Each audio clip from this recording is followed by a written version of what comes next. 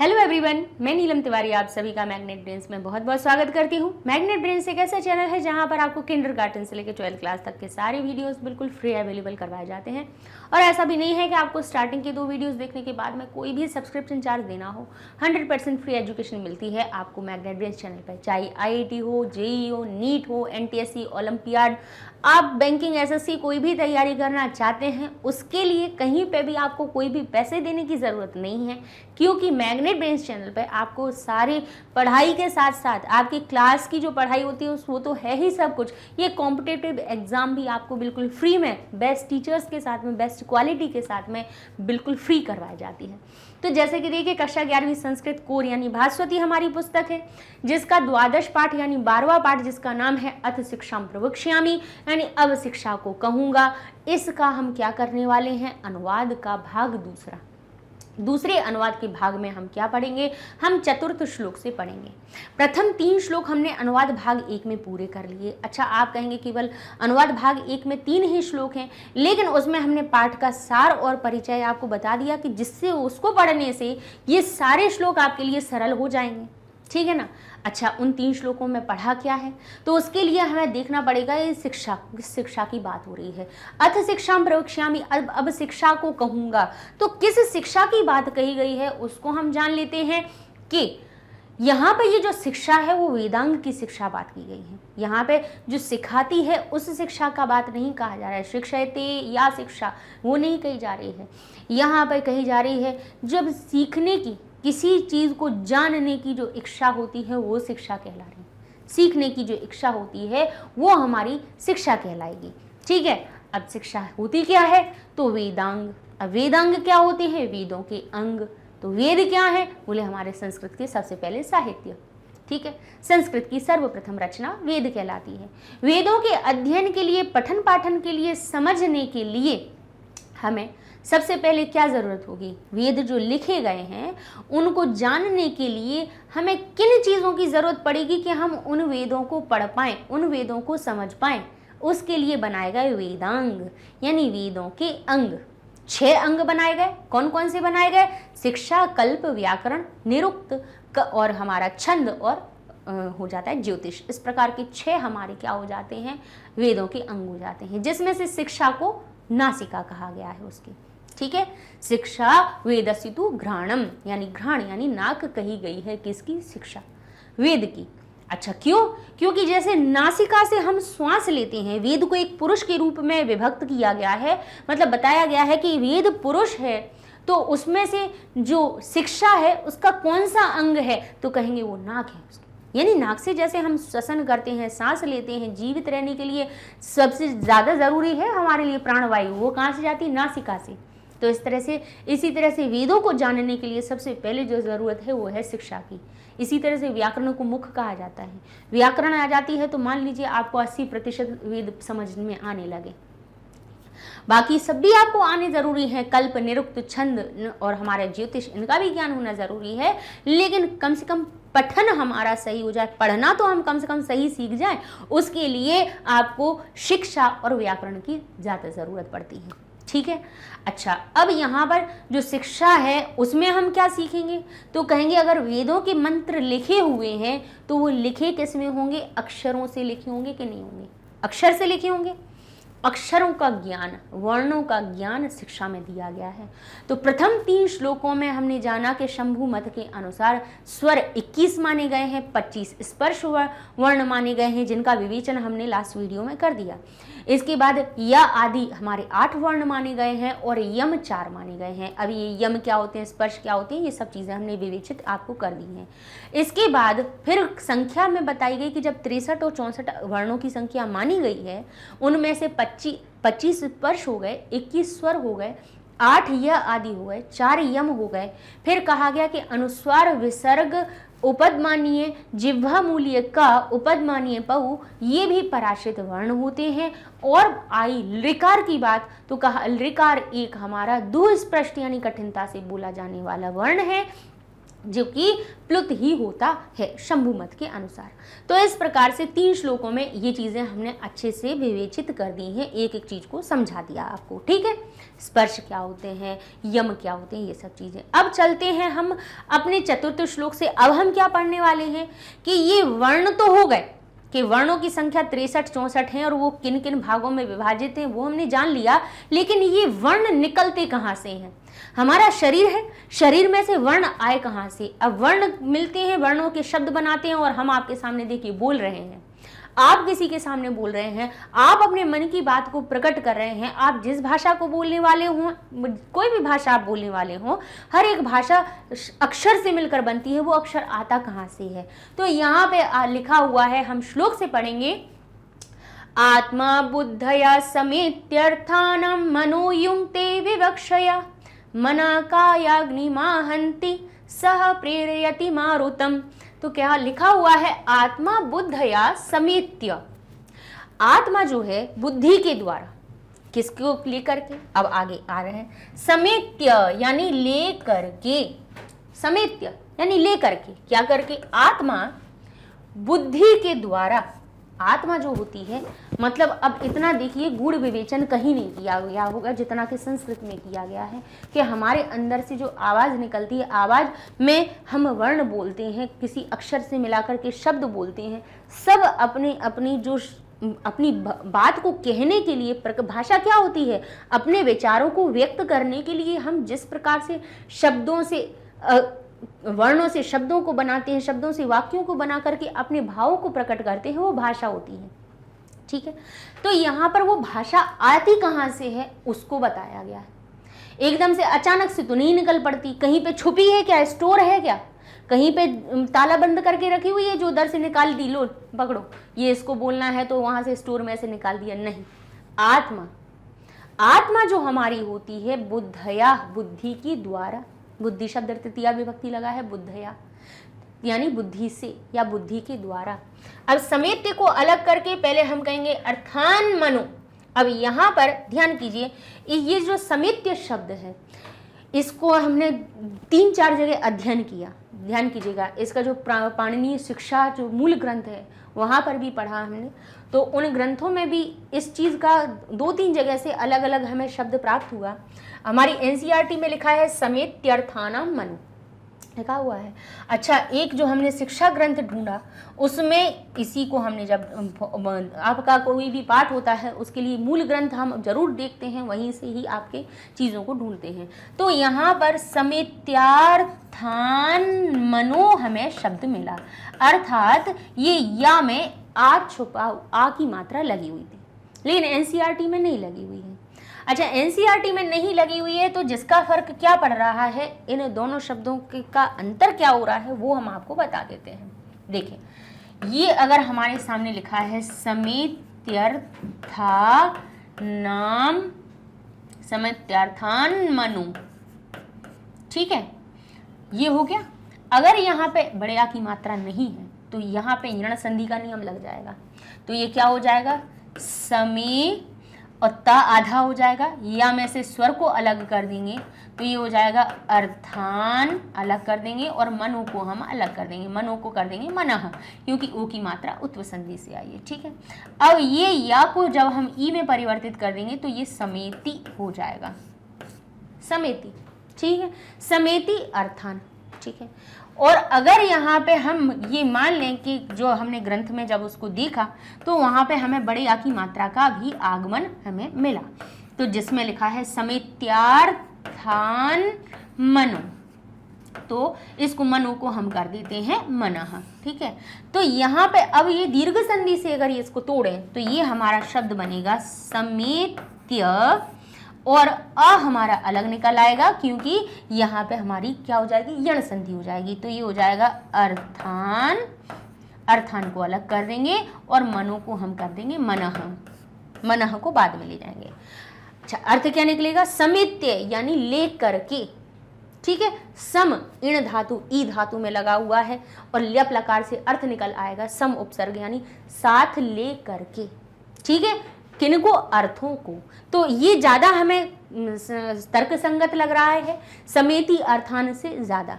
तो लेकिन अब हम आपको बता देते हैं कि भाई यहाँ पर लगा हुआ है, लेकिन हमारे जो मूल शब्द हैं वो किस प्रकार से स्पष्ट हो रहे हैं, अर्थ किस तरह से स्पष्ट हो रहा है, उसके हिसाब से हम आपको बताते जा रहे हैं कि आत्मा बुद्धया बुद्धि के द्वारा समेत्य अर्थान, यहां से हम ले लेंगे अर्थान यानी अर्थों को समेत्य ले करके आत्मा बुद्धि के द्वारा अर्थों को लेती है। यानी आत्मा जो हमारी है वो बुद्धि के द्वारा, हमारे अंदर जो बुद्धि तत्व होता है उसके द्वारा अर्थ को ग्रहण करती है कि बोलना है वो किस वजह से, क्या बोलना है, उस अर्थ को पहले ग्रहण करती है। फिर इसके बाद मनः, अर्थान अलग हो गया, फिर कहेंगे मनः, जो मन होता है विवक्षया, विवक्षा में तृतीया विभक्ति हो गई, विवक्षा का अर्थ होता है बोलने की इच्छा। मन क्या होता है, बोलने की इच्छा के द्वारा, विवक्षा का अर्थ हुआ बोलने की इच्छा और इसमें तृतीया लग गई तो अर्थ निकल गया इच्छा के द्वारा। यानी जो मन होता है वो बोलने की इच्छा के द्वारा युक्ते यानी युक्त हो जाता है। तो यहाँ पे अब अर्थ कैसे हो रहा है, यहाँ से कि आत्मा बुद्धि के द्वारा अर्थों को ग्रहण करके मन को बोलने की इच्छा से युक्त करती है। यानी आत्मा ये सब काम करती है, मतलब जो बोलने की इच्छा से किसको प्रेरित करती है, मन को बोलने की इच्छा से युक्त करती है। अब जब बोलने की इच्छा मन में हो जाती है तो मन क्या करता है, काया अग्निम यानी काया की अग्नि को आहंती धकेलता है, सह प्रेरयति मारुतम, और वह जो काया की अग्नि है प्रेरयति प्रेरित करती है, मारुतम यानी वायु को प्रेरित करती है। अब देखिए यहाँ पे कह दिया कि मन क्या करता है, पहले तो आत्मा बुद्धि के द्वारा अर्थों को लेती है और उसके द्वारा मन को बोलने की इच्छा से युक्त करती है। फिर इसके बाद मन क्या करता है, कायाग्नि, कायाग्नि शब्द किससे मिलकर बना है, काया और अग्नि। अब काया की अग्नि क्या होती है, काया की अग्नि अग्निम, अग्नि शब्द हो गया, अग्निम को अलग कर लेंगे, ठीक है, मां हलंत हो जाएगा, आहंती अलग हो जाएगा, ठीक है, आहंती अलग हो जाएगा। तो कहेंगे काया की अग्नि को आहंती धकेलती है ऊपर की ओर, कहाँ की ओर धकेलती है, ऊपर की ओर धकेलती है। तो मन क्या करती है, शरीर की अग्नि, शरीर की अग्नि का मतलब ये नहीं कि शरीर में कोई अग्नि लगी हुई है, नहीं, शरीर की अग्नि यानी शरीर की ऊर्जा को आहंती ऊपर की ओर धकेलती है। और वो अग्नि क्या करती है, वो ऊर्जा क्या करती है, जो हम खाते हैं भोजन करते हैं तो हमारे अंदर जो ऊर्जा होती है, जो हमारी एनर्जी होती है, जो हमारी पावर होती है, वह क्या करती है, प्रेरयति मारुतम, वो मारुत यानी हवा को प्रेरित करती है। यानी हमारे अंदर मन में हमारी आत्मा ने अर्थ को समझा, बुद्धि से उस अर्थ को समझा किसी बात को। जैसे इस शिक्षा को हम पढ़ा रहे हैं, इस पाणिनीय शिक्षा को पढ़ा रहे हैं, तो इसके द्वारा हमें पता है कि वर्णों को आपको समझाना है, तो आत्मा ने उस अर्थ को ग्रहण किया, उसके द्वारा मन को बोलने की इच्छा से प्रेरित किया। अब बोलने की इच्छा ने क्या किया, बोलने की इच्छा ने क्या किया, जो हमारी कायाग्नि थी उसको प्रेरित किया, धकेला ऊपर की तरफ कि भाई अब बाहर से कुछ शब्द को निकालो। तो उस ऊर्जा ने किसको, हवा को, जो देखिए हमारी सांस के साथ में, श्वास हम जब लेते हैं तो उसके साथ में जो वायु निकलती है वही वायु कहीं ना कहीं टकरा रही है। और क्यों टकरा रही है, क्योंकि वो बुद्धि और वो मन हमें प्रेरित कर रहा है, ऊर्जा हमें ताकत दे रही है और वो हवा को प्रेरित कर रही है। तो वो हवा कि कहाँ कहाँ टकरा रही है, वो मन मस्तिष्क इसको पूरा क्या कर रहा है, हमें कंट्रोल कर रहा है। आत्मा के द्वारा ये चीजें हो रही हैं और वो अलग अलग जगह पे टकरा करके वर्णों का हमारा उच्चारण निकाल रही है। वर्णों के द्वारा हमें पता है, हम बचपन से सीखे, पहले वर्ण सीखे, फिर हमने शब्दों को बनाना सीखा। तो अर्थ हमारा कहाँ है, हमारी आत्मा ने ग्रहण कर लिया है, इसको आत्मा ने ग्रहण कर लिया, उस अर्थ को बुद्धि के द्वारा समझ लिया और बुद्धि के द्वारा मन को प्रेरित किया। मन ने काया की अग्नि को धकेला ऊपर की तरफ के भाई चलो इस बात को बोलो। कैसे बोलोगे, तो वायु को, जो वायु थी उसको प्रेरित किया, काया की अग्नि ने वायु को प्रेरित किया। और वो वायु की अग्नि क्या होती है, आगे का श्लोक कहता है, सोदीर्णो मूर्धन्यभितो वक्रमापाद्य मारुतः वर्णं जनयति तेषां विभाग पंचदा स्मृतः। कहते हैं सोदीर्णो, अब वही जो हमारी मारुत यानी जो हमारी पवन थी वो कैसी हुई, प्रेरित हुई। तो प्रेरित हुई वायु कहाँ पहुंची, कहते हैं मूर्धन्यभितो वक्रमापाद्य मारुतः। अब यहाँ पे मूर्धन्य जो लिखा हुआ है इसमें हमारी हुई है संधि, कौन सी हुई है तो देख लेते हैं। पहले तो सोदीर्णों को देख लेते हैं, ये लिखा है स और उदीर्ण, हाँ ये ओ की मात्रा हमने किस में बदल दी, अपनी विसर्ग में, उत्व संधि के नियम से आई थी। तो स उदीर्ण, वह उदीर्ण कौन, मारुतः, वही जो उदीर्ण, वही जो प्रेरित मारुत है यानी वही जो पवन है, कहाँ जा करके, मूर्धन्य भी हतो। तो कहते हैं अब इसको तोड़ लीजिए, ये हमारे सामने शब्द लिखा है मूर्धन्य भी हतो, ठीक है। अब यहाँ पे हम क्या करेंगे, ये जो य है इसको हम करने वाले हैं अपना विच्छेद, क्योंकि ये य स्वर से युक्त है, आधा ना है, तो आधे नाम के बाद में हमने इस या को भी आधा किया, उसमें से आ को बाहर निकाला, इसको या पे र लगा रहने देंगे क्योंकि वो तो हमारा क्या है, व्यंजन है, व्यंजन को नहीं तोड़ेंगे, उसमें से स्वर बाहर निकालेंगे, तो ये हो जाएगा अभिहतः, अभिहतः, ठीक है। अब यहाँ कहते हैं मूर्धन्य। अब ये जो य है इसको परिवर्तित किया हमने ई में, यानी ये जो र है उसको हमने रा रहने दिया, ई में परिवर्तित किया और ई आके जुड़ेगी ना में, तो मात्रा जाएगी यहाँ से, क्योंकि ना पे लगेगी तो ऐसे नहीं चढ़ाएंगे हम मात्रा को। हम क्या करते हैं, कभी आधा व्यंजन होता है तो छोटी की मात्रा उस आधे व्यंजन के ऊपर से आ जाती है, तो ये हो जाएगा मूर्धन्य, यानी ये मूर्धा पर या मूर्धा में अभिहितः टकरा करके वक्रमापाद्य, अब वक्रमापाद्य, तो अब इन दोनों को अलग अलग लिखें तो ये क्या बनना है हमारा शब्द मूर्धनि, यानी मूर्धा में, ठीक है।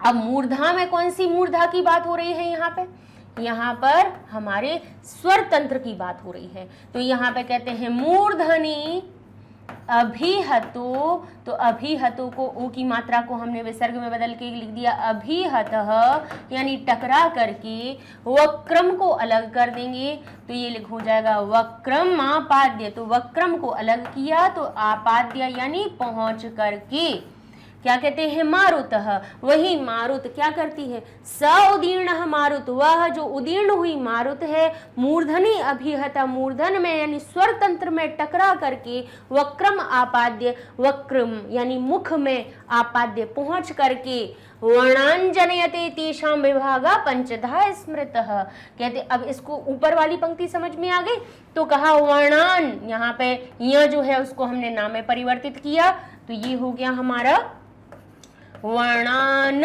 यानी वर्णों को, जनयते उत्पन्न करती है, तेषाम और जिसके, कितने विभाग है, तेषाम विभागः, उनके जो विभाग हैं, पंचधा स्मृतः, 5 माने गए हैं।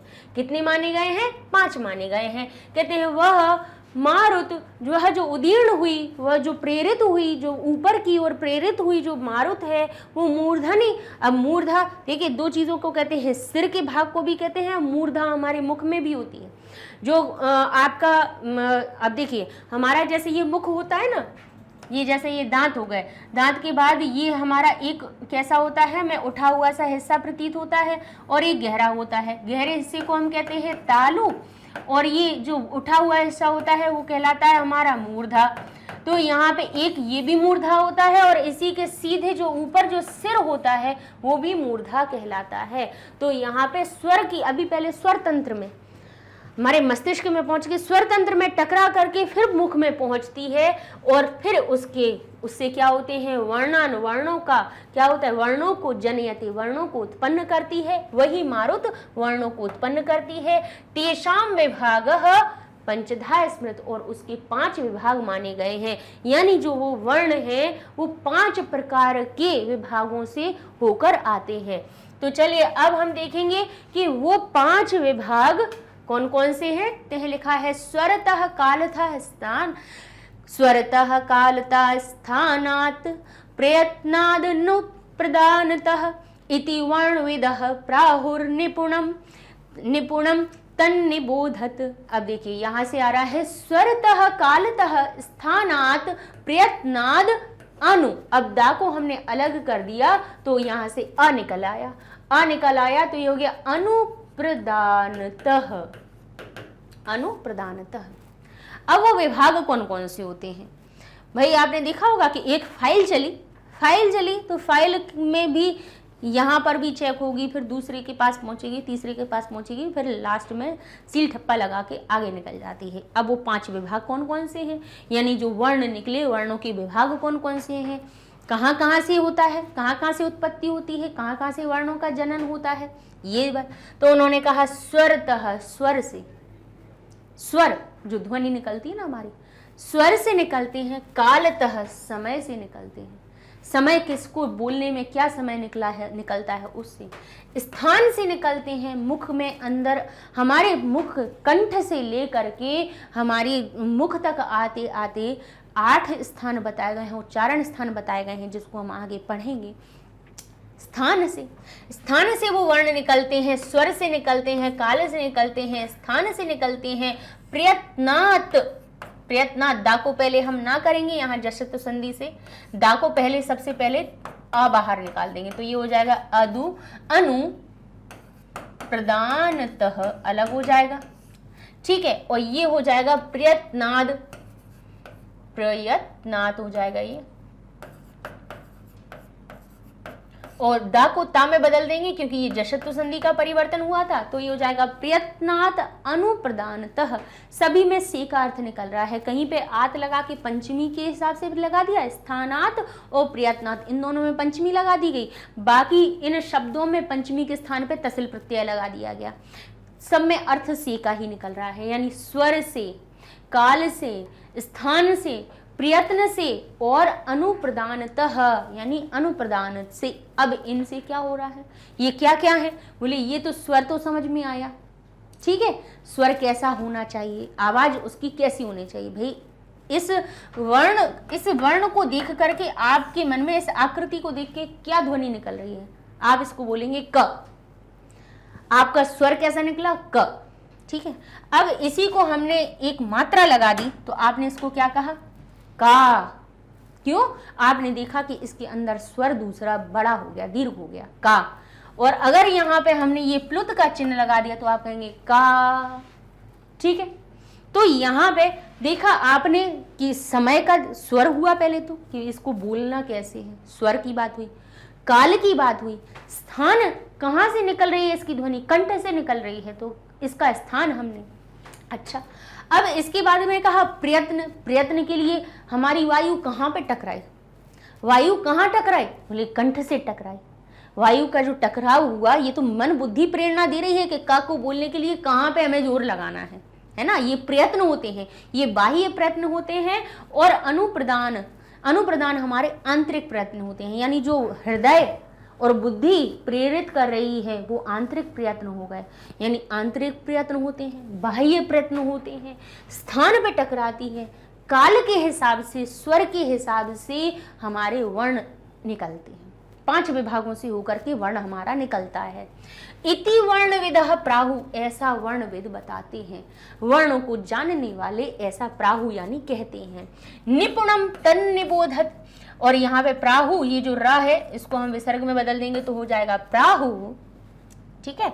अब प्राहु के बाद यहाँ पे हम कह देंगे निपुणम, जिसको निपुणता से क्या करना चाहिए, तन्निबोधत, ना को ता में बदल दीजिए तो ये हो जाएगा तत्, अनुनासिक संधि का नियम लगा है, तत् निबोधत, उसको हमें, वह हमें निपुणम, निपुणता से, जिसका हमें बोध भली भांति जान लेना चाहिए। निबोधत यानी जानना चाहिए, कैसे जानना चाहिए, निपुणम, निपुणता के द्वारा, निपुणता के द्वारा वह हमें जानना चाहिए। क्योंकि वर्णविद ऐसा कहते हैं कि स्वर से, काल से जो 5 विभाग कहे गए थे कि वर्ण का जनन होता है, और उसके भी 5 विभाग माने गए हैं, कौन कौन से, स्वर से, काल से, स्थान से, प्रयत्न से, अनुप्रदान से, ऐसा वर्णविदों ने कहा है, जिनको हमें निपुणता के द्वारा बोधित यानी समझना चाहिए। तो ये आपका हो जाता है 6वां श्लोक। ये वर्णविदों ने, वर्ण को जानने वाले, अक्षरों के विद्वान, अक्षरों का जिन्हें बहुत अच्छी तरह से ज्ञान है उनको वर्णविद कहा जाता है। तो हमारे यहाँ पे अन्वय बनेगा स्वरतः, कालतः, स्थानात्, प्रयत्नात्। अब यहाँ पे देखिए प्रयत्नात् को भी आप अलग कर लीजिए, यहाँ से ता का लोप हुआ है, ठीक है। और यहाँ इसको इन दोनों शब्दों को जैसा हम कह रहे हैं उस प्रकार से लिख दीजिए, क्योंकि यहाँ पे ता का लोप हो गया है। तो यहाँ हम लिख देंगे प्रयत्नात, प्रयत्नात, और ये हम क्योंकि ये जो द है ना ये वाला, इसको हमने विग्रह करके लिख दिया प्रयत्नात, और ये लिख दीजिए अनुप्रदानतः इति वर्णविद प्राहु, ऐसा वर्णविदों ने कहा है। ठीक है। तत् निपुणम निबोधत, उसको हमें निपुणता से सीखना चाहिए। तो इस शब्द को भी आप तोड़ करके लिख लेंगे, ठीक है ना, क्योंकि विग्रह करके ही हमें अन्वय बताना चाहिए। चलिए अब इसके शब्दार्थ देख लेते हैं। लिखा है बुद्धया यानी बुद्धि से, बुद्धि के द्वारा, संयुक्त यानी एकत्रित करके, विवक्ष या बोलने की इच्छा, युक्त यानी युक्त करती है, कायाग्निम यानी काया की अग्नि को, शरीर की अग्नि को या शरीर की ऊर्जा को, आहंत यानी धकेलती है, मारुतम यानी वायु को, उदीर्ण प्रेरित हुई, ऊपर की ओर प्रेरित हुई, मूर्धनि अभिहित स्वर तंत्र में टकरा करके, टकराई हुई, वक्त्रम मुख को, वक्त्र मुख हो गया, मां हलंत तो द्वितीय विभक्ति के हिसाब से को का अर्थ जुड़ गया, आपाद्य यानी प्राप्त करके, प्रयत्नाद यहाँ से दा का लोप हुआ है तो लिख लीजिए उसको, प्रयत्नाद नुप्रदानात लिखा हुआ है तो उसको प्रयत्नात अनुप्रदानात का अर्थ हो जाएगा अभ्यंतर प्रयत्न और बाह्य प्रयत्न। प्रयत्न जो आए हैं वो हमारे आंतरिक प्रयत्न के लिए आया, बाह्य प्रयत्न के लिए आया है, और अनुप्रदानात हमारे आंतरिक प्रयत्नों के लिए आया है। ठीक है। वर्णवेद यानी शब्द शास्त्र के जो ज्ञाता होते हैं उनको वर्णवेद कहा जाता है। निबोधत यानी समझें। अब संदर्भ देख लेते हैं। प्रस्तुत श्लोक पाणिनीय शिक्षा के जो पाठ है वहां से संकलित किया गया है। अथ शिक्षा प्रवक्ष्यामि से ये श्लोक लिए गए हैं, जहां वर्णों की उत्पत्ति और विभाग आदि का वर्णन किया गया है इन 3 श्लोकों में। अब आत्मा बुद्धि, अब अगर एक एक श्लोक का आ जाए भावार्थ लिखने के लिए तो आप संदर्भ में क्या लिखेंगे, ये जो प्रस्तुत श्लोक है वो पाणिनीय शिक्षा के पाठ अथ शिक्षा प्रवक्ष्यामि से लिया गया है।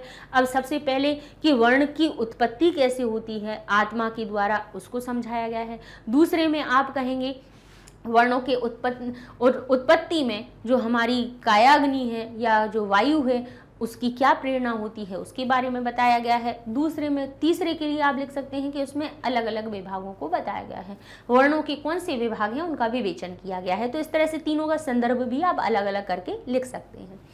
भावार्थ देखेंगे। अब भावार्थ में क्या होगा कि आत्मा बुद्धि सहायेन अर्थान विनिश्चित मनः वक्तुम प्रेरयति ऊर्जान च उत्पादयति।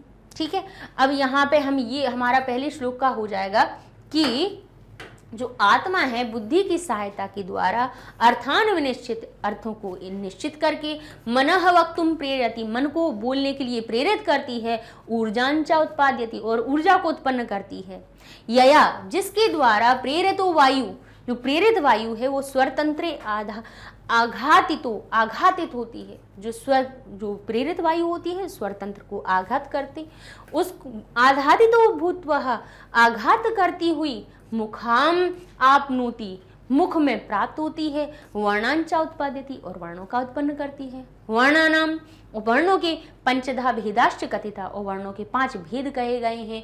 एवं मात्र वर्णोत्पत्ति विभागादाश्च वर्णिता। इसी प्रकार से यहाँ पर वर्णों की उत्पत्ति और विभाग आदि का वर्णन किया गया है। ठीक है। तो ये हो जाते हैं अपने भावार्थ।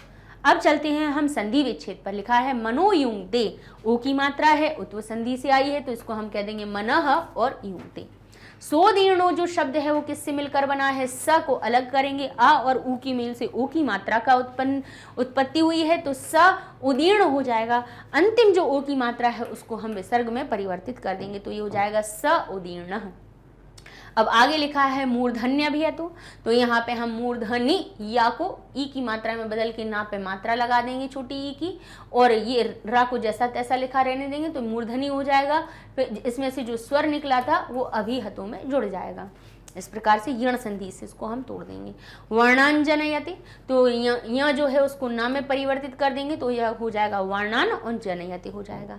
आगे लिखा है प्राहुर निपुणम तो प्राहुर जो र है वो विसर्ग में जाएगा तो हो जाएगा प्राहुः और निपुणम हो जाएगा। तन निबोधत तत् निबोधत शब्द से मिलकर बना हुआ है। शब्द देख लेते हैं। बुद्धया कहाँ से आया है, बुद्धि शब्द में तृतीया का विभक्ति एकवचन, अर्थान आन जैसे बालक होता है बालकान द्वितीया के बहुवचन में, तो इस प्रकार से अर्थ बन गया अर्थान। विवक्षया विवक्षा मूल शब्द है। लता तृतीया विभक्ति एकवचन में क्या बनता है, लतया, तो विवक्षा हो गई विवक्षया। इस प्रकार से आप शब्द रूप ध्यान कर सकते हैं कि हमें ये जो परिवर्तन है किस जैसा दिख रहा है, बालक जैसे दिख रहे हैं, लता जैसे दिख रहे हैं, तो उसके हिसाब से आप विभक्तियां ढूंढ सकते हैं। विवक्षा मूल शब्द हो गया, विवक्षया तृतीया का एकवचन। मूर्धनी, मूर्धन मूल शब्द से आया है सप्तमी विभक्ति एकवचन से, ठीक है, मूर्धन से ही हमारा मूर्धा उत्पत्ति होती है। तेषाम तत् शब्द से आया है, तेषाम षष्ठी, शाम नाम आम दिखाई दे, षष्ठी विभक्ति बहुवचन है। वर्णविदः, वर्णविद मूल शब्द में प्रथमा विभक्ति बहुवचन से वर्णविदः बन जाता है। युंगते कहाँ बनता है, युज मूल धातु होती है। ते एते अंते कहाँ बनता है बताइए। आत्मनेपद के अनुसार जब हमारी क्रियाएं अपना रूप बनाती हैं तब लट लकार प्रथम पुरुष एक वचन में ते लग जाता है। आहंती, तीतः अंति कहाँ होता है, लट लकार के प्रथम पुरुष के बहुवचन में। अब लिखा है प्रेरयति, प्र उपसर्ग युक्त जो ए धातु होती है, तीतः अंति लट लकार प्रथम पुरुष एक वचन से आती है। जनयति कहाँ से निकलता है, जन मूल धातु है। ते एते अंते आत्मनेपद के अनुसार लट लकार प्रथम पुरुष एक वचन के। तीतः अंति परस्मय पद की धातु में लगाया जाता है, ते एते अंते आत्मनेपद की धातुओं में।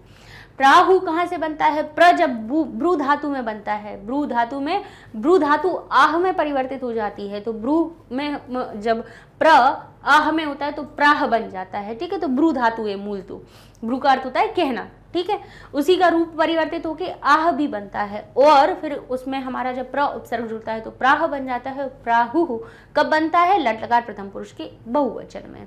निबोधत, त कहाँ लगेगा, तो कहेंगे ती त ताम न अह तम त, तो कहेंगे लंग लकार में मिलता है, लेकिन लंग लकार कहता है कि अगर त हमारा मिल रहा है मध्यम पुरुष वाला तो उसके पहले आ होना चाहिए उपसर्ग में, लेकिन उपसर्ग में आ नहीं लगा है। तो ऐसे ही लंग लकार जैसे प्रत्यय कहाँ मिलते हैं, लोट लकार में भी मिलते हैं, और लोट लकार में आ भी नहीं लगता है, तो ये लोट लकार का हो गया। तू ताम अंतु अ तम त, तो जो त है वो लोट लकार का मध्यम पुरुष का बहुवचन का रूप हो गया। चलिए अब यहाँ देखा है कायाग्नि ही, यानी काया की अग्नि। काया शब्द में काकी के अर्थ जुड़ रहा है, तो हमें बस क्या करना है, काया शब्द में काया को ले लेना है। जैसे हम लता में षष्ठी विभक्ति लगाते हैं, हो जाता है लतायाह, तो काया को लिख देना है कायायाह और अग्नि, बस वो अपना समास विग्रह हो गया, षष्ठी तत्पुरुष समास। अब देख लेते हैं प्रत्यय, जैसे समेत्य। समेत्य जो शब्द है, सम इण में ल्यप लकार लग जाने से समेत्य बनता है, और जो समेत्य जो शब्द है हमने आपको बताया है कि दो जगह में परिवर्तन दिखा है, अर्थ सही स्पष्ट समेत्य और अर्थानाम से ही निकल रहा है, ठीक है ना। अभिहतः, अभी हमारा उपसर्ग युक्त हन धातु में एक तो प्रत्यय लग जाने से हन का ना का लोप हो जाएगा, अभी हो जाएगा, ह हो जाएगा, एक का ता जुड़ जाएगा, तो अभिहतः बन जाएगा। उदीर्ण का बनता है री, उत, और जो उत होता है मूल होता है उद उपसर्ग, उत उपसर्ग होता है, उत का उद में परिवर्तन होता है, रीद मूल प्रकृति में इक्त प्रत्यय लग जाने से हमारा उदीर्ण बन जाता है। अब आपद्य कहाँ बनता है, पद मूल धातु में आ उपसर्ग, तो आपद हो गया, ल्यप लकार कैया जुड़ गया, हो गया आपद्य। स्मृत, स्मृ मूल धातु में इक्त प्रत्यय से हो गया स्मृत। विसर्ग कहाँ से आया, जब पुल्लिंग उसका रूप बनाएगा, तो बालक जैसे बालकः होता है तो स्मृत हो गया स्मृतः। तो चलिए अब हम अपना अगला श्लोक देखेंगे जो कहता है उदात्तानुदातश्च स्वरितश्च स्वरास्त्रयः ह्रस्वो दीर्घ प्लुत इति कालतो नियमा अचि। तो कहते हैं उदात्तानुदातश्च स्वरितश्च स्वरास्त्रयः। अब कहती है स्वर कितने होते हैं, त्रयः, 3 प्रकार के होते हैं, और अचि लिखा है तो अच भी हमारे क्या होते हैं, स्वर होते हैं। अच भी क्या होते हैं, स्वर, यानी स्वरों में, और स्वर यानी स्वर के ही अब भाग बता दिए गए कि स्वर को किन किन तरह से हम अलग करते हैं, कि किन किन विभागों में अलग करते हैं। तो यहाँ कहा है उदात्तानु, उदात्तानु, यहाँ पे उदात्त अलग किया, उदात्त हमारा अलग हुआ, तो यहाँ से हो गया अनुदात्त। अब ये श है, इसको विसर्ग में बदल दिया हमने, कहा उदात्त अनुदात्तः च, यानी उदात्त अनुदात्त स्वरितः च और स्वरित। ऐसे स्वर त्रयः 3 प्रकार से बोले जाते हैं। स्वरों में जो स्वर होता है उसकी बात हो रही है। अब ये स्वर भाई आवाज भी होती है, स्वर वर्णों को भी कहा जाता है, स्वयं उच्चारित होते हैं इसलिए उनको स्वर कहा जाता है। तो कहा जा रहा है यहाँ पे कि जो त्रयः 3 प्रकार से स्वर के हिसाब से 3 प्रकार से जो स्वर बोले जाते हैं, नियम होते हैं। अचों में जो नियम होता है स्वरः त्रयः, 3 प्रकार से स्वर कहे जाते हैं स्वरों के, अचों के। कौन कौन से? उदात्त, अनुदात्त और स्वरित। यानी किन्हीं को उदात्त यानी ऊंचे स्वर में बोला जाता है, किन्हीं जो स्वर वर्ण होते हैं उनको ऊंचे स्वर में बोला जाता है, किन्हीं को नीचे स्वर में बोला जाता है। उदात्त, अनुदात्त और स्वरित यानी जिन स्वरों के साथ में दोनों प्रकार का ऊंचा और नीचा दोनों प्रकार का स्वर का प्रयोग हो, वो स्वरित कहलाता है। हालांकि ये जो प्रयोग है वो वैदिक मंत्रों में होता है, लेकिन क्योंकि हम ये जो शिक्षा है वो वैदिक के लिए ही सीख रहे हैं, इसीलिए उदात्त, अनुदात्त, स्वरित ये भी हमें पता होना चाहिए कि किन्हीं स्वरों को हम किस प्रकार से बोलते हैं। ठीक है। अब इसके बाद कहा जाता है कि ह्रस्व दीर्घ प्लुत इति काल तो नियमा अच्छी। अच्छी यानी स्वरों में और भी कौन से होते हैं? ह्रस्व दीर्घ और प्लुत इति, काल के हिसाब से भी इसके नियम, काल के नियम से, काल से यानी समय के हिसाब से, समय से, अचों में लगने वाले समय से जो स्वर होते हैं वो ह्रस्व दीर्घ और प्लुत होते हैं। ह्रस्व होते हैं, दीर्घ होते हैं और प्लुत होते हैं। अब जैसे ये देख लीजिए, हमने कहा आ, ठीक है। अब इसको बोलने में हमें 1 मात्रा का समय लगा, इसको बोलने में हमें 2 मात्रा का समय लगा, क्योंकि इससे हमने इसको ज़्यादा देर तक बोला। लेकिन इसको बोलने में 3 मात्रा का समय लगा। तो जिस वर्ण को बोलने में, जिस स्वर को बोलने में हमें 1 मात्रा का समय लगता है उसको ह्रस्व कहते हैं। जिसको बोलने में हमें 2 मात्रा का समय लगता है यानी अधिक समय लगता है ह्रस्व से, वो दीर्घ होता है। और इसके बाद जिसको हमें बोलने में 2 से अधिक मात्रा का समय, 3 मात्रा का समय लगता है, वो प्लुत कहलाता है। वो क्या कहलाता है? प्लुत कहलाता है। अब उदाहरण बता दे तो कहा हमने राम, राम मापे खत्म, राम खत्म। अब इसी के बाद हमने कहा रमा, रमा तो बड़ा हो गया। लेकिन अब इसी रमा, राम, रमा, राम में म अकारांत खत्म, रमा, माँ को बोलने में अधिक समय। लेकिन अब इन्हीं रमा को हमने बुलाया, मैंने कहा रमा, रमा। अब ये जो रमा शब्द हमने बोला, इसमें हमने साधारण तौर पर तो इसको हमेशा ऐसे ही नहीं पढ़ेंगे कि रमा ऐसे ही पढ़ेंगे, नहीं। जब हम उनको बुलाएंगे, संबोधित करते हुए कहेंगे या उसको पुकारेंगे, तब हम तेज ध्वनि में थोड़ी जो काल होता है, समय होता है, उसको बोलने में हम अधिक लगाते हैं, तो वो हमारी उस मात्रा को बोलने में हमने ज़्यादा समय लगाया, वो प्लुत कहलाया। क्या कहलाया? प्लुत। तो कह रहे हैं कालतः नियमा अच्छी, यानी स्वरों में काल के नियम से, काल के यानी समय के नियम से, समय के हिसाब से ह्रस्व दीर्घ प्लुत इति, ह्रस्व होते हैं, दीर्घ होते हैं और प्लुत होते हैं। तो इसका हमारा जो अन्वय बनेगा वो क्या बनेगा? स्वराः उदात्त अनुदात्त च स्वरितः च त्रयः सन्ति। जो स्वर है वो उदात्त, अनुदात्त और स्वरित होते हैं। ठीक है। स्वर किनके? अचों के। अच के जो स्वर होते हैं वो उदात्त होते हैं, अनुदात्त होते हैं और स्वरित, 3 प्रकार के होते हैं। और अचि कालतः और उच्चारण काल में किनके कारण में? अचों के। अचों में, स्वरों में जो उच्चारण काल होता है उसके हिसाब से ह्रस्व दीर्घ और प्लुत इति नियमा, ह्रस्व होते हैं, दीर्घ होते हैं, प्लुत होते हैं, ये नियम है।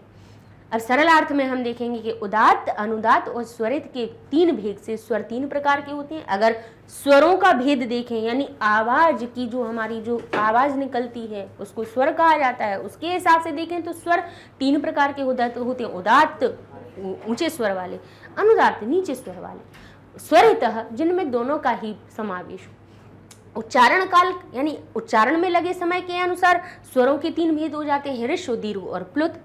चलिए, तो अब और आगे आने वाली हैं। अभी तो ये स्वर की बता दी, अब स्थान बताने वाले हैं कि वो जो वायु है मुख में पहुंच के किन किन स्थानों से निकली और कहाँ से हमारे वर्ण उत्पत्ति हुई, तो उनके अब आने वाले हैं स्थान। तो लिखा है अष्टौ स्थानानि वर्णानां मुरः कंठः शिरस्तथा जिह्वा मूलं च दन्ताश्च नासिकोष्ठौ च तालु च।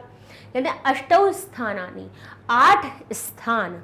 8 स्थान किसकी माने गए हैं? वर्णानाम उरह, वर्णानाम उरह। अष्टौ स्थानानि वर्णानाम उरह कंठः शिरस्तथा जिह्वा मूलं च दन्ताश्च नासिकोष्ठौ च तालु च। अब इसके लिए हम आपको एक चित्र बनाएंगे, उसके माध्यम से हम आपको समझाएंगे, ठीक है। क्योंकि आप इस चित्र को देखते हैं तो भाई वो उन चीज़ों को हमें ज़्यादा ही समझ में आ जाता है उनसे, तो हम चित्र के माध्यम से आपको समझाने का प्रयास करेंगे कि हमारे मुख में वर्ण की उत्पत्ति के लिए कौन कौन से हमारे स्थान होते हैं जिनसे हमारे वर्ण निकलते हैं। आवाज़ में हम जो एक एक अक्षर बोलते हैं वो कहाँ से निकलता है। तो ये हो गए ओष्ठ, ओष्ठ के बाद के अंदरूनी भाग हम बना रहे हैं, ये हो गए दंत, दंत में ये हमारे दांत के नीचे क्या होती है, ये जिह्वा, जीभ हो गई। जीभ के बाद एक ये उठा हुआ सा कठोर स्थान होता है, वो क्या कहलाता है, अपनी जीभ से स्पर्श करके देखिए, दांत के बाद जो उठा हुआ सा हिस्सा दिख रहा है वो क्या कहलाता है, वो हमारा मूर्धा कहलाता है। फिर इसके बाद ये जो गहरा हिस्सा होता है सॉफ्ट, वो होता है हमारा तालु, क्या होता है वो हमारा तालु। तालु के बाद फिर चले हम कहाँ पर, अपने नीचे की ओर, तो ये हमारा स्थान कंठ कहलाया, क्या कहलाया, कंठ, ठीक है, कंठ। और इसके बाद में यहाँ से हमने देखा कि ये जो हमारी भाई ये है गर्दन, गर्दन के बाद में ये जो बाहरी हिस्सा होता है, इसके बाद ये जो हमारी नली है, नलिकाएं हैं, वो वायु आती कहाँ से है, कहाँ से आती है, वो हमारे फेफड़ों से आती है फेफड़ों से कि नहीं, बोले तो फेफड़ों की। अब ये जो उर कह रहे हैं, अब हम यहाँ पे अभी तोड़ेंगे और आपको एक एक उनके स्थान आपको बता देंगे। कैसे कह रहे हैं, कह रहे हैं अष्टौ यानी 8 स्थान है वर्णा नाम, वर्णों के। वर्णा नाम को माँ को हलंत किया तो यहाँ से आया पहला उरह, उर। उर किसको कहा गया है, उर कहा गया है जो हमारी भाई, चाहे ये आप फेफड़े कह लें, वैसे तो उर का अर्थ होता है, उर का अर्थ होता है हृदय, उर का अर्थ क्या होता है, हृदय। अब क्योंकि हमारी जो वायु है वो फेफड़ों से छाती के भाग से निकलती है, तो छाती भाग भी कह सकते हैं हम उसको, और हृदय को भी कह सकते हैं भाई, क्योंकि जो उत्पत्ति हो रही है वो कहीं ना कहीं हमारी आत्मा, हृदय, बुद्धि तत्व से मिल करके वहीं से हो रही है। तो उर जो कहा गया है वो उर कहाँ का भाग कहा गया है, छाती का भाग है, जहाँ से वायु निकलती है। जैसे आप बोलिए ह केवल अकेला बोलिए ह, और ह के संग में आप या को बोलिए ह्यः, तो कहाँ से निकली वायु, बताइए कहाँ से निकली, अंदर से निकली, आप कहोगे पेट से निकली, है ना, वो पेट नहीं है, वो उर स्थान होता है। उर को हृदय कहा जाता है और छाती का भाग भी उर कहलाता है, क्योंकि वायु हमारी वहीं से जनित होती है। तो उरह, फिर कहा कंठ, फिर क्या हो गया हमारा कंठ, यहाँ लिखे देते हैं, ठीक है, ये यहाँ लिखे देते हैं, ये हो गया हमारा कंठ। फिर कहा शिरः, अब जो शिर है जो शब्द वो एक सिर के लिए भी आता है और मूर्धा के लिए भी आता है। तो क्योंकि यहाँ वर्णों के उच्चारण स्थान की बात हो रही है तो मूर्धा के लिए यहाँ पे शिर शब्द का प्रयोग किया है। शिर हो जाएगा सत्व संधि से शिरः, तथा शिर और मूर्धा और जिह्वा मूलम।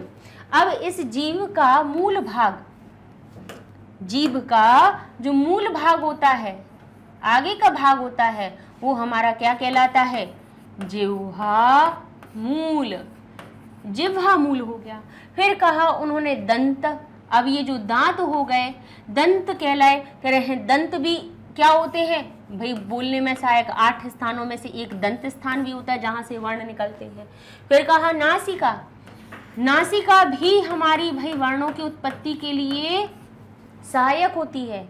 और आगे का आई बात हमारी कौन सी, ओष्ठव, नासिकोष्ठव जो लिखा है, तो नासिका में से ओष्ठ हम अलग निकाल देंगे तो ये हमारा हो जाएगा ओष्ठव, यानी एक होंठ नहीं दोनों होंठ। फिर बचा तालुचा और ये तालु, ये हमारे 8 स्थान हो जाते हैं वर्णों के लिए। उरह, कंठ, तालु, मूर्धा, नासिका, दंत, ओष्ठ, जिह्वा मूल, ठीक है। तो इन 8 स्थानों का वर्णन यहाँ पे किया गया है। तो क्या कह रहे हैं, अष्टौ स्थानानि वर्णानाम उरह, कंठः, शिरः तथा जिह्वा मूलम च दंताश्च नासिकोष्ठौ च तालु च। अन्वय कहते हैं वर्णानाम, वर्णों के, उर, कंठ तथा शिरः, जिह्वा मूलम च दंताः च नासिका ओष्ठौ च तालु च इति अष्टौ स्थानानि सन्ति। ऐसे 8 स्थान है जहाँ से हमारे वर्णों की उत्पत्ति होती है। तो वही सरल अर्थ में लिख दिया गया कि वर्णों के जो उच्चारण स्थान है वो 8 है और वे क्रमशः छाती, कंठ, सिर, मूर्धा। अब सिर ये ऐसा हमने इसलिए लिख दिया है, सिर किसके लिए आया है यहाँ पे शब्द, इस सिर की बात नहीं है, मूर्धा की बात हो रही है। जिह्वा, मूल, दंत, नासिका, ओष्ठ और तालु, ये हो जाते हैं हमारे वर्णों के स्थान। अभी इसको हम लिखा रहने देते हैं क्योंकि हो सकता है अभी हमारे सामने इसी का और भी प्रयोग आ जाए। अब आगे का हमारा भाई जो श्लोक है वो क्या कह रहा है, ओ भावश्च विवृत्तिश्च शशसारेफ एव च जिह्वा मूलम उपद्मा च गतिरष्टविधूष्मणः। अब यहाँ पर आ गई है, यहाँ पर अब इनकी बात नहीं आनी है तो हम इसको हटा देते हैं और अपने श्लोक को समझाएंगे। लिखा हुआ है ओ भावश्च विवृत्तिश्च शशसा स श सा रेफ एव च जिह्वा मूलम उपद्मा च गतिरष्ट विधोष्मणः। अब यहाँ पे ऊष्मणः, यहाँ से हम इसको शुरू करेंगे, यहाँ से हम शुरू करेंगे, इसको तोड़ लेते हैं। ये हो गया हमारा गति, गति, रष्ट, र को तोड़ लिया तो र हो गया आधा और इसको कह दिया आ, रा को आधा करके कह दिया हमने गति ही, और आ में शा मिला दिया हो गया अष्ट, अष्ट के साथ में विध, अष्टविध जोड़ दिया। ओ की मात्रा को हमने देखेंगे या तो हमारी उत्व से आएगी तो या तो हम विधः कर सकते हैं, लेकिन अगर विधः किया तो श्मणः का कोई अर्थ नहीं निकलेगा, अर्थात इसको हम अपनी गुण संधि से तोड़ लेंगे तो अ और उ के मेल से हमारी जो ओ की मात्रा बनती है तो उ मिल गया श को, तो ये हो गया ऊष्मणः। अब यहाँ पे ऊष्म वर्णों की बात की गई है। अब हालांकि जो ऊष्म वर्ण होते हैं वो कौन से होते हैं हमने आपको बताए, श, श, स और ह, ये ऊष्म वर्ण होते हैं। अच्छा, हमारा जो श्लोक है वो क्या कह रहा है कि गति ही अष्टविधः, जो गति होती है ऊष्मणः यानी ऊष्म वर्णों की गति 8 प्रकार की होती है। अब 8 प्रकार की होती है तो शा की कोई गति नहीं होती है, शा की नहीं होती है, सा की नहीं होती है, हा की नहीं होती है, तो ये किन ऊष्म की हो रही है, तो यहाँ पे हमने ऊष्मणः, यहाँ पे हमने आपको ये लिखा हुआ है, लेकिन यहाँ पर जो बात हो रही है वो विसर्ग की हो रही है। यहाँ पे किसकी हो रही है, विसर्गस्य। यहाँ पे जो ऊष्म कहा गया है, ऊष्म वर्ण यहाँ पे विसर्ग के लिए कहा गया कि ऊष्मणः यानी विसर्ग की, ऊष्मण शब्द में षष्ठी विभक्ति लगी, हो गया ऊष्मणः यानी ऊष्मण की, विसर्ग की, ना कि इनकी, इनकी बात ना हो के विसर्ग की बात हो रही है। कह रहे विसर्ग की गति 8 प्रकार की होती है। कौन कौन सी गति होती है, कहते हैं ओ भावश्च, ओ हो जाता है, ओ का भाव हो जाता है, होता है, कहाँ होता है, हमने इतनी बार बताया कि आपको आ गया होगा कि उत्व संधि में ओ की मात्रा बनती है कि नहीं बनती है विसर्ग के स्थान पे। यहाँ पे भी अभी हमने बोला था, अभी कितने भी सूत्र आपको, कितनी ही आपको शब्द बता चुके हैं जिसमें हमारा क्या बन जाता है, जैसे ये लिखा है हमारा बालकः, बालकः, और ये लिखा है हमारा सामने गच्छति, तो ये हो जाएगा बालको गच्छति, बालको गच्छति। कौन सा नियम कहता है, कहते हैं विसर्ग के बाद तीसरा, चौथा, पांचवा वर्ण हो या अलावा हा हो, या फिर और विसर्ग के पहले भी आ हो, तब विसर्ग उत्व में परिवर्तित ओ की मात्रा में परिवर्तित हो जाता है उत्व संधि के नियम से। तो यहाँ यही बात आ रही है कि विसर्ग ओ भाव हो जाता है।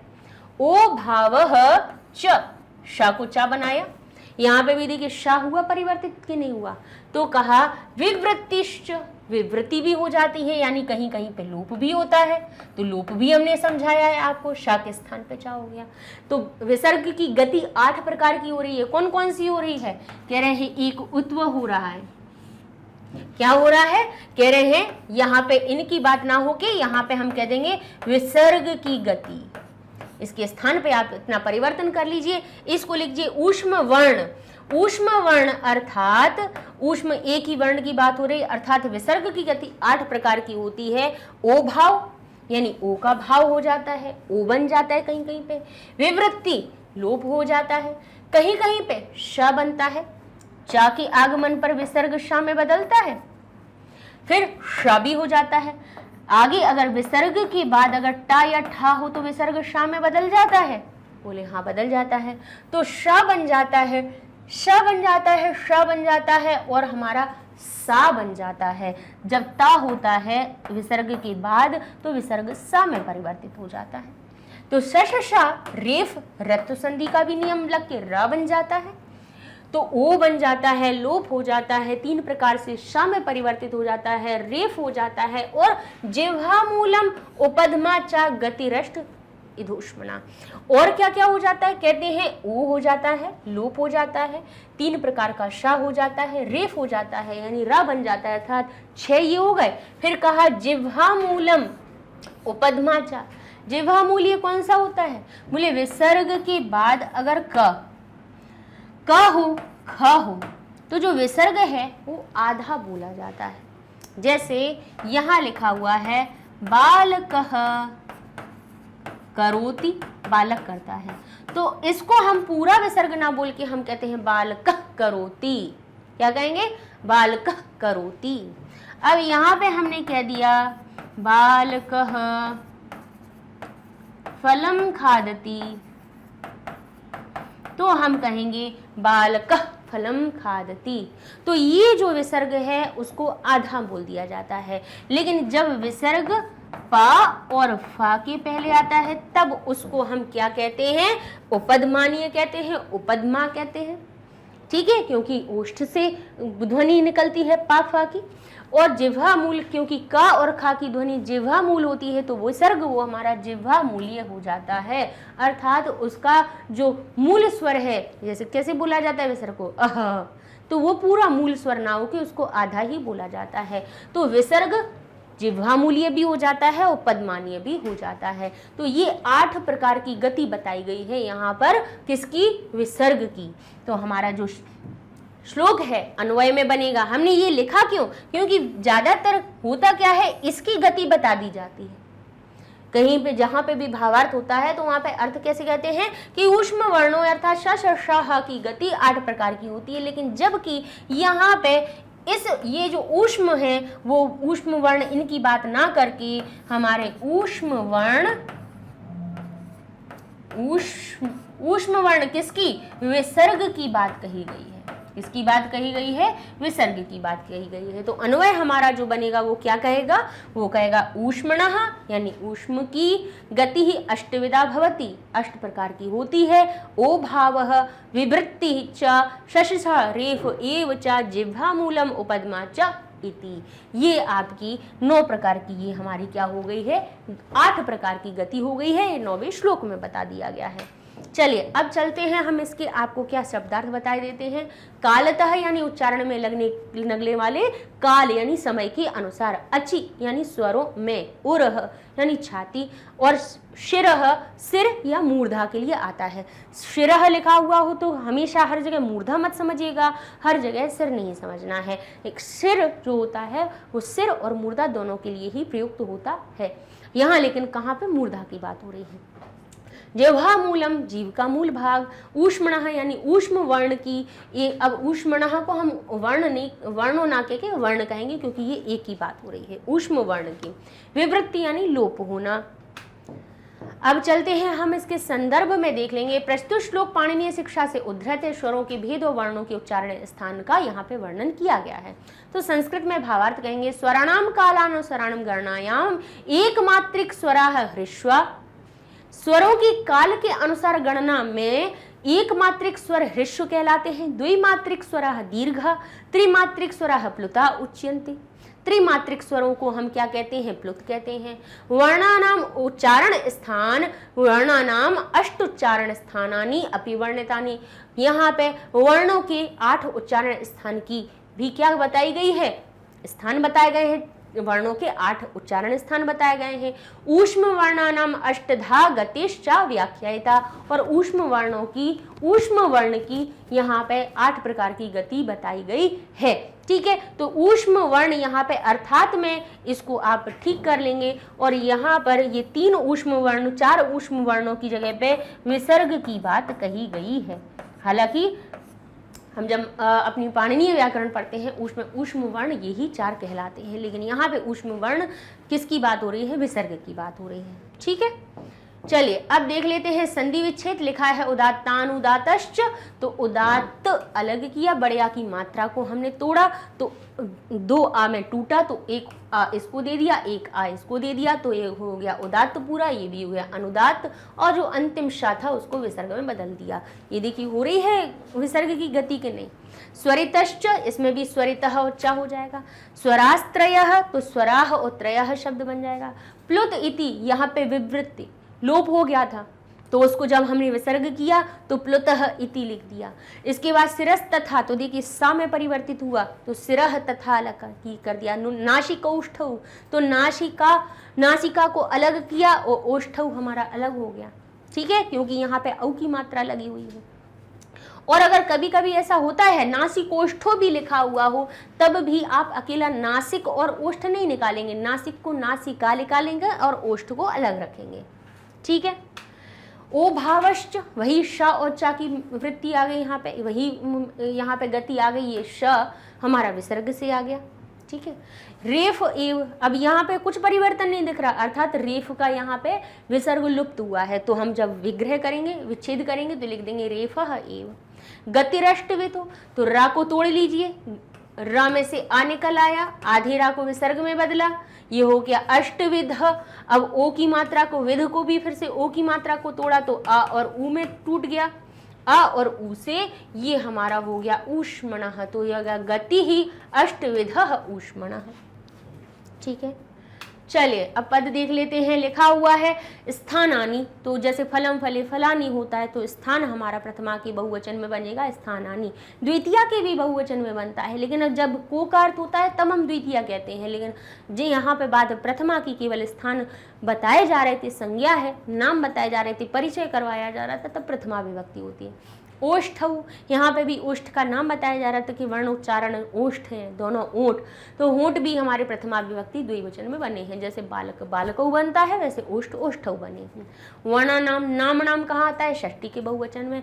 ऊष्मणः, ऊष्मण शब्द के षष्ठी के एक वचन से बनता है, ठीक है, तो ये हमारा हो जाएगा ऊष्मणः, ठीक है। नकारांत शब्द जब नपुंसक लिंग में बनते हैं तो उस प्रकार से इसके रूप बनेंगे ऊष्मणः, षष्ठी के एक वचन में। चलती अब लिखा हुआ है समास देख लेते हैं। लिखा है नासिकोष्ठो, यानी नासिका और ओष्ठ दोनों द्वंद्व समास से जुड़े हैं यहाँ पर, ठीक है। किससे जुड़े हैं, यहाँ पे द्वंद्व समास से जुड़े हैं, तो हम कहेंगे नासिका और ओष्ठ दोनों को प्रथमा का एक एक वचन दे देंगे, क्योंकि यहाँ पे देखिए अंतिम विभक्ति औ की है, प्रथमा का द्विवचन है, इसलिए हमें दोनों को क्या करना है, अपनी अपनी प्रथमा विभक्ति देख लेनी है। लेकिन नाक एक होती है, ओठ दो होते हैं, तो नाक को एक दिया है, प्रथमा का एक वचन दिया है, जैसे नासिका लता जैसा रूप दिया, और ओष्ठ को बालक जैसा रूप दिया, क्योंकि ओठ एक नहीं होता है, दो होते हैं, जोड़े में ही होते हैं, तो ओष्ठ ओष्ठौ बना है। यहाँ द्वंद्व समास हुआ, दोनों के बीच के और का लोप हुआ था, दोनों में और लगा दिया। यहाँ पर भी स शु शा में भी हमारा द्वंद्व समास हुआ है, तो हम सभी में चा लगा देंगे कि श च श च स च, ये भी द्वंद्व समास हो गया। जिह्वा मूलम, यानी जिह्वा के मूल में, या जिह्वा के मूल की बात करी जा रही है, या जिह्वा का मूल, ठीक है। तो यहाँ पे जिह्वा में मैं काकी के जोड़ना है, तो लता जैसे हमारी लतायाह हो जाती है षष्ठी में, तो जिह्वा भी हो जाएगी जिह्वायाह मूलम, ये षष्ठी तत्पुरुष समास हमारा बन जाएगा। प्रत्यय देख लेते हैं। विवृत्ति ही एक पद में आया हुआ है, तो वृत्त में एक तिन प्रत्यय लग जाने से विवृत्ति ही बन जाता है। और लीजिए इस प्रकार से ये हमारा अनुवाद का भाग 2 हो गया, जिसमें कि हमने आपको 9 श्लोक बता दिए। अब अगले हमारा जो वीडियो है उसमें अब आगे के वर्णों के उच्चारण स्थान की विवेचना की गई है 10वें श्लोक से, जिनको कि हम आगे के अपने वीडियो में पूरा करेंगे। एक साथ में बहुत सारा बता दें तो फिर क्या होता है कि सारी चीज़ें आ नहीं पाती हैं, लेकिन हम थोड़ा थोड़ा करके बताएंगे तो वो चीज़ें आपको ग्रहण करने में आसानी हो जाएगी, ठीक है। तो चलिए हम अब ये जरूर बता दें कि बच्चे बहुत परेशान हो रहे हैं कि मैम बाकी की वीडियो कहाँ हैं, तो उसके लिए आप क्यों परेशान हो रहे हैं, आप वेबसाइट पे चले जाइए। वेबसाइट पे आपको पता है कि 6 से 12th तक संस्कृत लेने वाले हम हैं मैग्नेट ब्रेन पे। आपको संस्कृत पढ़नी है, आप इसमें अपनी केवल क्लास को सिलेक्ट कीजिए। बच्चे आप लोगों को बिल्कुल परेशान नहीं होना है। NCERT हमने 6 से 10th तक पूरी कंप्लीट करवा दी है, 11th भी देखो आज कंप्लीट हो जाएगी 12th लेसन के साथ में, ठीक है ना। तो आप जिस क्लास में उसको सिलेक्ट कीजिए, उसके सामने आपकी सारे सब्जेक्ट की लिस्ट आ जाएगी, उसी में से संस्कृत को पकड़ लीजिए। बाकी सब में व्याकरण भी बन गई है, इसकी भी व्याकरण हम बनाने वाले हैं, इसकी भी व्याकरण होगी, संस्कृत साहित्य का इतिहास है वो भी पढ़ाएंगे। तो यहाँ पे भास्वती पे गए, यहाँ पे भास्वती की लिस्ट आ गई, सारे वीडियोज़ आ गए, एक एक लेसन में जितने जितने वीडियो हैं सब मिल जाएंगे आपको। यूट्यूब पे भी प्लेलिस्ट है, लेकिन क्या बहुत सारी चीज़ें होती हैं तो ढूंढने में आपको परेशानी हो जाती है। मिल तो वहाँ पे भी जाएगी, वहाँ 6 की में प्लेलिस्ट में ढूंढेंगे, वहाँ संस्कृत मिल जाएगी, 7th में, 8th में, 9th में, 10th में, 11th में, सब में मिल जाएगी। हर एक क्लास में संस्कृत की प्लेलिस्ट आपको मिल जाएगी। जिस वीडियो को क्लिक करेंगे वो हो जाएगी। एप्लीकेशन डाउनलोड कर लो, पैसे तो लगना नहीं है कहीं, ना आपको सब्सक्राइब के पैसे देना है, ना ही आपको एप्लीकेशन के पैसे देना है, ना ही आपको ये अगर रजिस्टर करना हो वेबसाइट पे तो ना उसके देना है, किसी चीज़ की नहीं देना है, पढ़ने के लिए कोई पैसे नहीं देना है मैग्नेट ब्रेन्स चैनल पे आपको। ठीक है ना। चलिए तो मिलते हैं अगले वीडियो में, बाकी के श्लोकों को पढ़ेंगे। तब तक के लिए धन्यवाद।